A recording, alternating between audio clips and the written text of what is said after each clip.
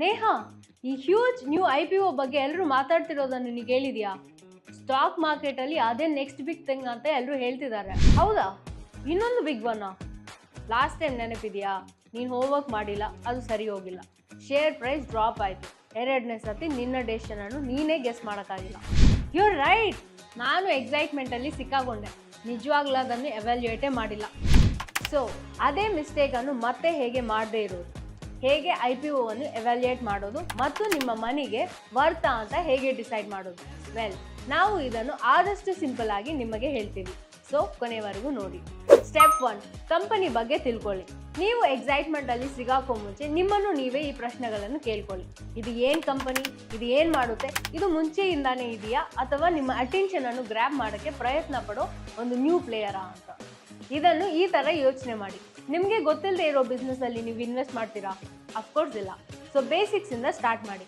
Company ಏನಾದರೂ solid record ಇಟ್ಟಿದ್ರೆ ಅದು good sign ಅಂತ ಹೇಳ್ಬೋದು. ಯಾಕಂದ್ರೆ ಅವರಿಗೆ ಅವರು ಏನು ಮಾಡ್ತಾರೆ ಅಂತ ಗೊತ್ತಿದೆ. ಸ್ಟೆಪ್ 2, ಅವರ ಫಿನಾನ್ಷಿಯಲ್ ಹೆಲ್ತ್ ಅನ್ನು ನೋಡಿ. ಈಗ ಇಲ್ಲೇ ನೀವು ಡೀಪ್ ಆಗಿ ನೋಡಬೇಕಾಗಿರೋದು ಅವರ ರೆವೆನ್ಯೂವನ್ನು ನೋಡಿ. ಅವರ ಮನಿ ಮಾಡ್ತಾರಾ ಅಥವಾ ಪ್ರಾಮಿಸ್ಗಳು ಅಷ್ಟೇನಾ ಅಂತ ನೋಡಿ. ಅವರ ಪ್ರಾಫಿಟ್ ಮಾರ್ಜಿನ್ ಹೇಗಿದೆ ಅಂತ ನೋಡಿ. ಅಂದರೆ ಅವರು ನಿಜವಾಗ್ಲೂ ಪ್ರಾಫಿಟ್ ಮಾಡ್ತಾರಾ ಅಥವಾ ಬ್ರೇಕ್ ಈವನ್ ಮಾಡ್ತಿದ್ದಾರಾ ಅಂತ ನೋಡಿ. ಮುಖ್ಯವಾಗಿ ಕ್ಯಾಶ್ ಫ್ಲೋವನ್ನು ನೋಡಿ. ಯಾಕಂದ್ರೆ ಕಂಪನಿ ಏನಾದರೂ ಕ್ಯಾಶ್ ಹೋಗ್ತಾನೆ ಇದ್ರೆ ಅದು ಒಂದು ಹ್ಯೂಜ್ ರೆಡ್ ಫ್ಲಾಗ್ ಅಂತ ಅರ್ಥ. ಇದನ್ನು ಒಂದು ಹೆಲ್ತ್ ಚೆಕ್ ತರ ಅನ್ಕೊಳ್ಳಿ.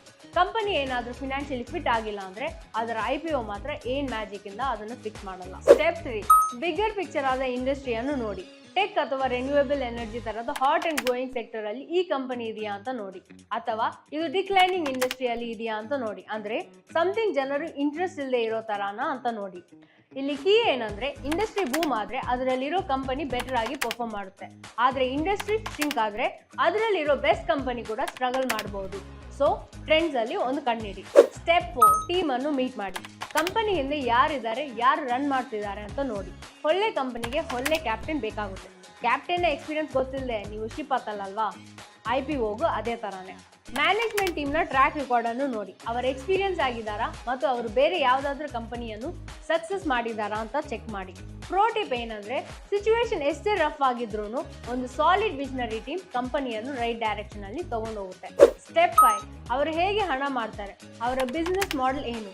ಅಂದ್ರೆ ಅವರು ನೆಟ್ಫ್ಲಿಕ್ಸ್ ತರ ಸಬ್ಸ್ಕ್ರಿಪ್ಷನ್ ಸರ್ವಿಸ್ ಮಾಡ್ತಾರಾ ಅಥವಾ ರಿಟೇಲ್ ಸ್ಟೋರ್ ತರ ಒಂದು ಸತಿ ಪ್ರಾಡಕ್ಟ್ಸ್ ಅನ್ನು ಸೆಲ್ ಮಾಡ್ತಾರಾ? ಒಂದು ಕಂಪನಿ ಹೇಗೆ ಹಣ ಮಾಡುತ್ತೆ ಅಂತ ತಿಳ್ಕೊಳ್ಳೋದು ಅವರ ಗ್ರೋತ್ ಸಸ್ಟೈನೇಬಲ್ ಅಂತ ಅರ್ಥ ಮಾಡ್ಕೊಳ್ಳೋಕೆ ಹೆಲ್ಪ್ ಮಾಡುತ್ತೆ. ಈಗ ಒಂದು ಸಿಂಪಲ್ ಕ್ವಶನ್, ಅವರ ಬಿಸ್ನೆಸ್ ಮಾಡೆಲ್ ನಿಮಗೆ ಅರ್ಥ ಆಗುತ್ತಾ? ಇಲ್ಲ ಅಂದ್ರೆ ನೀವು ಸ್ವಲ್ಪ ಹೋಲ್ಡ್ ಮಾಡಿ ಯೋಚನೆ ಮಾಡಿ. ಸ್ಟೆಪ್ 6, ಅದು ಕರೆಕ್ಟ್ ಆಗಿ ಪ್ರೈಸ್ ಆಗಿದೆಯಾ?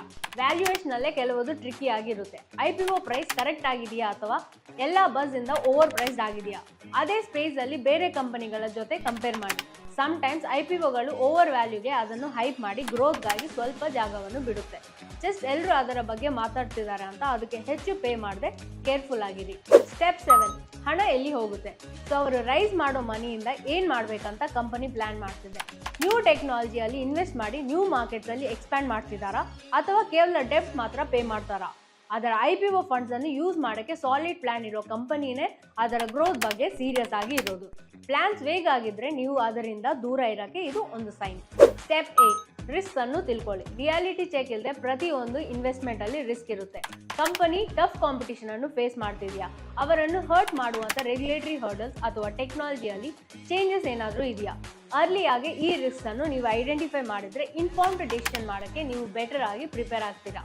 ಫ್ಲಾಶಿ IPOದ ಬಸ್ ಅಲ್ಲಿ ಸಿಗಾಕೊಳ್ಳೋದು ಈಸಿ ಆದರೆ ನೀವು ಮಾಡೋ ಹೋಮ್ವರ್ಕ್, ಸ್ಮಾರ್ಟ್ ಇನ್ವೆಸ್ಟ್ಮೆಂಟ್ ಮತ್ತು ಕಾಸ್ಟ್ಲಿ ಮಿಸ್ಟೇಕ್ ನಡುವೆ ಒಂದು ದೊಡ್ಡ ಡಿಫ್ರೆನ್ಸ್ ಅನ್ನು ಮಾಡಬಹುದು.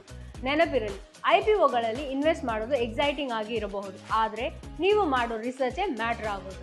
ಆ ಸಬ್ಸ್ಕ್ರೈಬ್ ಬಟನ್ ಅನ್ನು ಒತ್ತಿ ಮತ್ತು ಸ್ಮಾರ್ಟ್ ಫಿನಾನ್ಷಿಯಲ್ ಮೂವ್ಸ್ ಮಾಡೋಕ್ಕೆ ನಿಮಗೆ ಇನ್ನೂ ಹೆಚ್ಚು ಟಿಪ್ಸ್ ಬೇಕಾಗಿದ್ರೆ ನಮ್ಮ ಕನ್ನಡ ಅಪ್ಸ್ಟಾಕ್ಸ್ ಚಾನಲ್ಗೆ ಸಬ್ಸ್ಕ್ರೈಬ್ ಮಾಡ್ಕೊಳ್ಳಿ. Investment in securities market are subject to market risks. Read all the related documents carefully before investing.